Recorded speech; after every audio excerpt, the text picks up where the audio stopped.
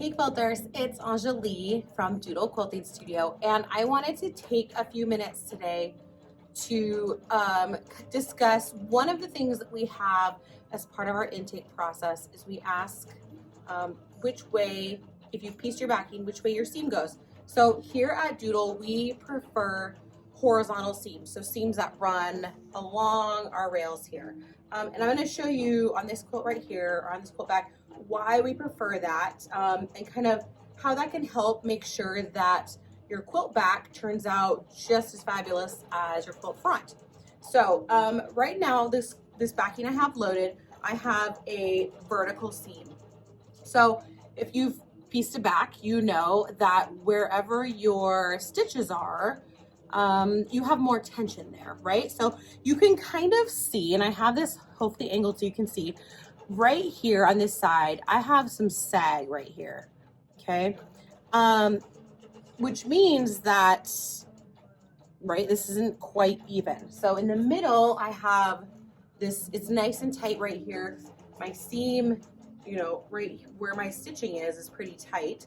And then as I go to the edge, I've got some sag here, right? So this is kind of what happens. This one is actually not the worst case scenario. Like, you know, I can kind of work with this, but this right here is a large part of why we really prefer to have a horizontal seam, because what happens is it just kind of loads a little bit nicer onto our rails here, and it keeps your quilt back nice and straight. So what can sometimes happen here is as we advance through the quilt, this part is staying nice and tight, whereas this part isn't. So sometimes what happens is, right, you can get things that kind of shift a little bit. And so as we're looking at the quilt back, you know, holding it up, looking at it, maybe this side, you know, it's a little bit like that because we have more tension here in the middle. So just a quick tip, like I said, here at Doodle, we prefer horizontal seams. Now, I know sometimes that's not possible, just,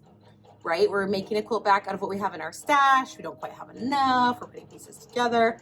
So the other option is that sometimes, depending on the design that you choose for your quilting, we can actually load the quilt sideways so that our seams are running horizontal. Now, that's really dependent on the quilt design, on our quilting design, and whether that will work or not. Sometimes we have quilting designs that are directional, right? Or we want the design to go a certain way on our quilt top. So just quick tip, if you have any other questions about piecing quilt backs or anything like that, let me know.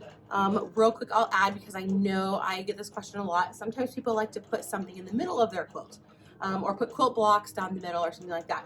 And we love seeing quilt backs like that. The only disclaimer we have with that is we do our absolute best to line things up, to get things centered, but as you can see, right, we load all the pieces separately. So my quilt back's going on, and then I'll load the batting, and then I'll put the quilt top on. And so it's not always possible to get it pinpoint exact where things are as we're working through the quilts, but we love to see creative backs. So we, you know, just do our best to get things lined up properly. So if you have any other questions about quilt backs or anything like that, let me know. You can shoot us an email, hello@doodlequiltingstudio.com, or you can swing by if you're local to Anchorage. Otherwise, hopefully we'll see you with a quilt soon. Thanks.